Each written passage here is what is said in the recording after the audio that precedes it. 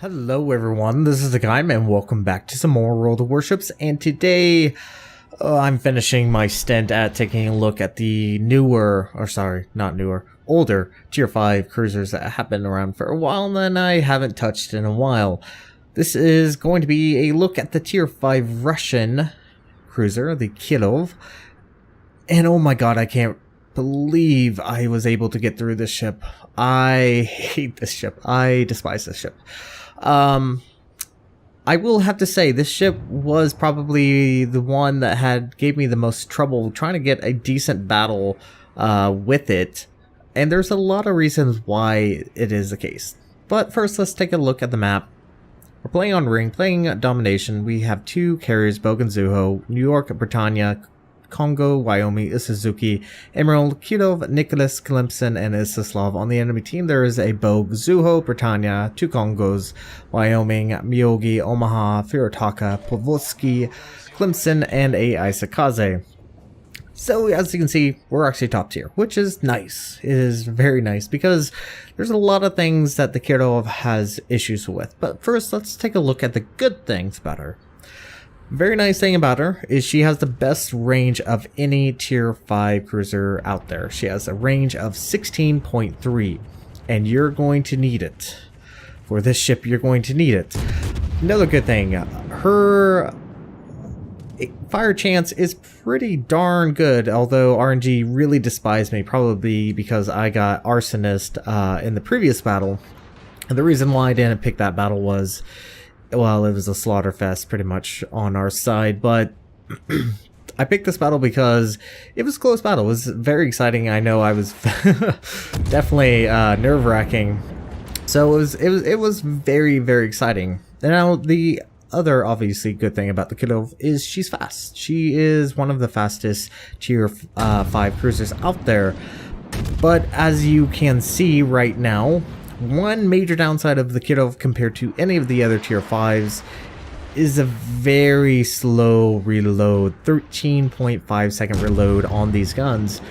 And they can hit hard, but they are 152 millimeters, and for the most part you are going to be getting some broken shells. So your real major benefit against other battleships, themselves, is getting those fires. And like I said, RNG just did not favor me at all here, so we're gonna try our very best. But as you can kind of see, and anyone that has gone up the Russian line is well aware, Russian cruisers have no armor, and especially the Kirov.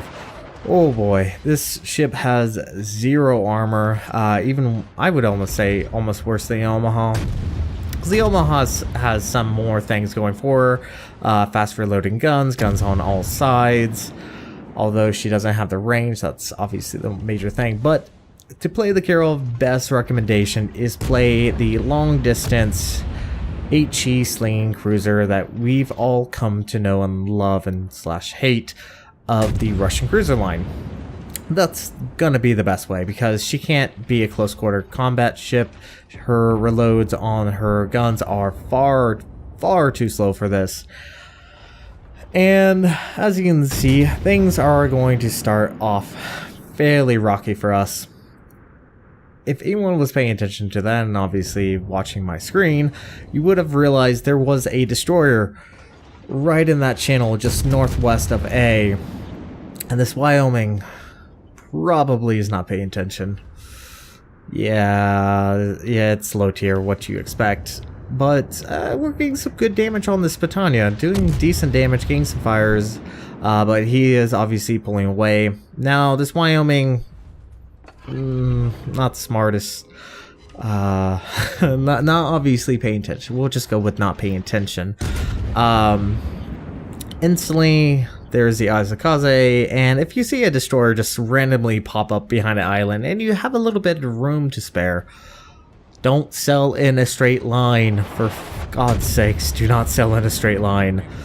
But unfortunately for the Kirov, she does hit hard, and against destroyers, she can be quite a devastating ship. However, her reload time is lousy, and Yeah, there goes our Wyoming to the Isakaze torpedoes. However, we were able to kill another ship, but we did lose a destroyer. So, yeah, things are going to start off pretty bad. Now, we are currently spotted by aircrafts, and that's probably something I should also talk about. Her AA's not the greatest, but then again, it is a tier 5. A lot of low tier cruisers don't have really fantastic AA. She only has hydro, which is nice, but it is short range and only beneficial if you're trying to see torpedoes. And oh, look at there's the Asakaze. Fortunately for us, Asakaze decides to do kind of a dumb thing here. Instead of just trying to turn away, trying to get some distance, no, he opens up, and now we should be able to wreck him. He only has 3k points of health, and there we go. First kill of the game, finally. But unfortunately, this side is predominantly carried, or heavily weighted by all these battleships, and this is not a good thing. This is definitely not a good thing. It means a really good idea to actually start running away and try and get some distance as much as possible. Now, the rudder shift time on the Kirov is actually really decent. You can see that I can actually maneuver the ship and get pulled away relatively easily. Now, fortunately for us, we do have a battleship that is slinging HE, so a little bit not as concerning as AP, but even the HE can do fairly significant amount of damage against a lightly armored cruiser such as a Kirov. So probably going to be a very good idea to run. Now our CV is going to do his very best, but unfortunately for him, he hasn't really been moving, and if you can guess what CV he is, it's not a good thing that he hasn't actually started moving yet. Now, trying to get as much distance, and like I said, this is kind of how you want to be playing that Kirov, is the long distance. You cannot fight against all these battleships. Best thing is just try to get some distance, try to start those fires, and yes, it is the friendly Bogue that has now just started to get the hint that he probably should be moving away as quickly as possible. Now, we do once again have two carriers. We have a Zuho and we have a Bogue. Same side for the enemy team, so air superiority should be kind of mixed. Just depends on which is the better CV player. Decent hint on that Britannia, but however, that Britannia is able to get away, and unfortunately I've pulled away so far. I'm not able to get any additional fires, which sucks because that probably would have definitely helped us. And oh, there's that Pavoski. Keep an eye on that Pavoski. We're going to see him quite a bit. So, like I said, HE damage, decent. I mean, it's 152 millimeters. You are going, for the most part, going to get quite a bit broken shells. However, you really are just looking for those fires. AP we're actually going to be seeing here in a little bit. AP's decent. I mean, against other lightly armored cruisers, pretty decent, but the shell velocity is slow. It's nothing compared to the higher tier U.S.S.R cruisers, where the velocity on the shells are actually really decent. So you don't overly rely on AP at long range. Normally you're going to be relying on the HE. Now, unfortunately for us, our Emerald, for whatever reason, really decided that he wanted to meet all these battleships that were starting to push into A. Now, at the time, teams are actually fairly even. As I say this, we have just lost our Suzuki, but fairly even at this point. Still kind of starting to lean towards the enemy side. They still have their destroyer left, and they still have another additional, obviously, battleship left alive. So things could easily sway any direction. It just really depends on the CV player. And it does look like the enemy CV is actually currently going after our Zuho. It does look like he did take a hit there. But unfortunately, just because all these battleships, this is not a good position for myself. Not really able to provide additional fire, but the Pavoski did drop down the smoke screen as well, so that is obviously limiting any spotting that could be happening. But yeah, it's actually looking at chat now, looking at the Emerald player. you don't charge in. That's something you should learn about the British British cruisers, is you don't charge into 4 or 5 battleships. It's not going to end well for you. So that's something you definitely need to learn. So at the time, our team's actually doing really well. We have 3 caps to the enemy's 1. We are down a few ships. And things could definitely be a little bit closer. Now, Omaha starts pushing in, and this is probably more my fault. Was really hoping to try using this AP, and unfortunately we have just lost our destroyer, which puts us down 2 ships. Honestly, I probably should have just stayed with HE, because unfortunately for the Kirov doesn't do really well in closer quarters. Her guns just don't reload very quickly, and that can prove a downside. Now, I am firing AP, yeah, poor choice here. I was really hoping this Omaha captain would start trying to turn in, and unfortunately for myself, I'm actually bringing the wrath of the battleships from the A cap. And see, had I stuck with HE, I probably could have burned him in 5 or so hits. So that's just kind of my fault. But AP, even on Omaha, as you will see, can get lucky. We'll see, maybe 1 or 2 citadels, but honestly, in this battle, I think HE probably would have been a much more sufficient choice of ammo type. Yeah, I know. I think right here, there we go. We actually got a citadel on this Omaha, so nice chunk of change there, but obviously this fight is something I could very easily lose, because this Omaha, once again, has more guns than the Kirov, and can just spam that HE. Now, I'm obviously trying to pull away. This is something you're going to have to keep in mind, is the Kirov is going to be a ship that kites. She can't really push in, even though majority of her guns are going to be in the front. You want to keep that distance, because what's keeping me alive right now is the fact that I'm dodging and I'm weaving. So not all these shells that the Omaha is firing are in fact landing on me. So something you do have to keep in mind. And yeah, I know I probably should have just stuck with HE. Probably would have been very probably would have ensured more of my health would have stayed. Now, while this is all happening, you can see there's actually a destroyer starting to push into our carrier, and I really wish I had focused more on this destroyer, but unfortunately I did not see him on the mini map until just right about now. I think we're trying to get off the border. Yeah, I know, I'm sorry, I'm border humping. It was not truly intentional, but it was a good convenience all the same. So here I should have actually been focusing on this Pavlovsky, trying to help our CV, because keeping our CV alive is gonna probably be our best hope, because the enemy team in fact have lost one of their CVs, so they only have 1 CV. Now, granted, the CV on the on our side probably should have brought his torpedo planes back and try to spot that Islaslav, and probably should not have sailed around that island. Because even though it's Pavlovsky has torpedoes, and yeah. There goes our Zuho, and that Pavlovsky is actually doing a really good job helping his team survive for a little bit longer. And he's actually, in fact, captured C above. We've also lost B, and we have just lost our Congo.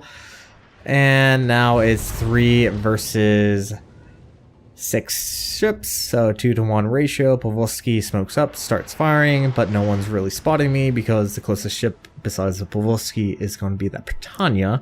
And we are spotted. There is the Pavlovsky opened up. Hopefully we can take him out. There we go. Alright. Destroyer is destroyed. That has gave our team a little bit of a breathing room. But as you can see, I'm extremely low in health. 2,875. We still have 3 ships, but the enemy team obviously now has 5, and our poor ZV is very very close to that Britannia. Now, the Britannia is very low in health, and I believe this bow kind of rushes this torpedo plane, this strike on this Britannia, because honestly, this Britannia should have been killed, but he actually drops it in front of him and not on the side. Yeah, don't ask me. I don't know. So right now, thing I'm gonna definitely have to do is try to get closer and try to help our RCV against this Britannia, but also I need to cap. So things are very close. We are still ahead in points, and there is about 4 minutes left on the map. But obviously, with the fact that the enemy team has 3 caps to our 1, they are definitely getting more points, and we have just lost our New York. So things could be a little bit better. That's for sure, certain. Right now, things could definitely be a little bit better.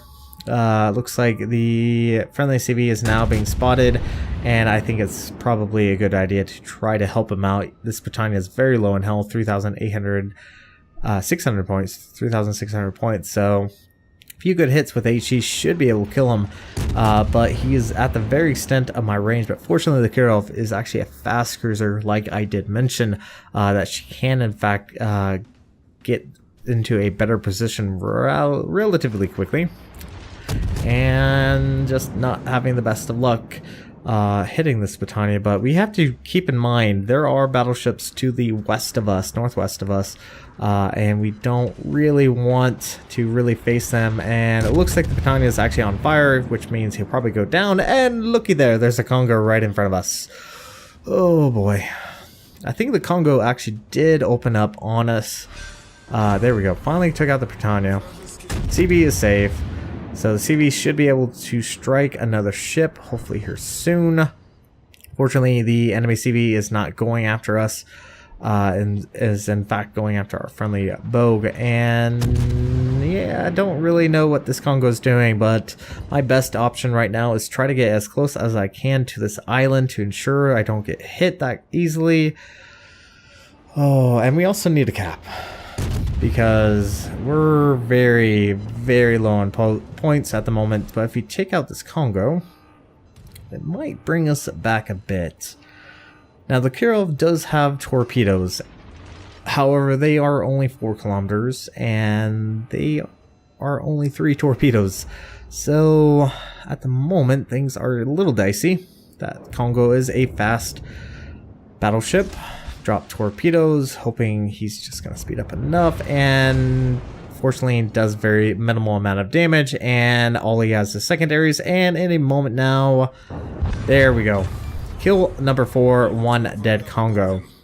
So gave us a little bit more of a breathing room. However, there is a Congo coming up our rear, as well as there's still another battleship. Now I'm going to actually keep an eye on this Congo, because I'm pretty certain I made a mistake here in a moment. Now, my thought was try to get into the D cap, and I probably should in fact went to the A cap. Now, the Bogue on the enemy team is very low in health, only about like 400 points of health.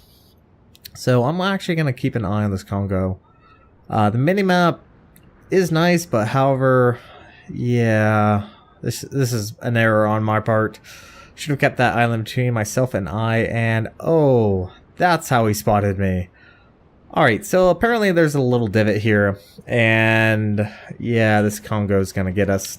I was curious when I was playing this how I was spotted, but yeah, that's how. Congo gets a kill and ensures victory for the enemy team. That's actually good to know. So, unfortunately, even with the death of the Bogue, we have no caps, and the enemy team is going to win. So, I did my very best as far as trying to ensure our team did earn a victory. However, it was just not to be, and we are in fact going to lose this battle. But I guess it's good demonstration on the Kirov and kind of how you should be playing it. It was just unfortunate there was a divot in that island that allow that Congo to actually open up against me. So, oh well. Well, with that, timer is run out and the enemy team has won. So, okay, battle.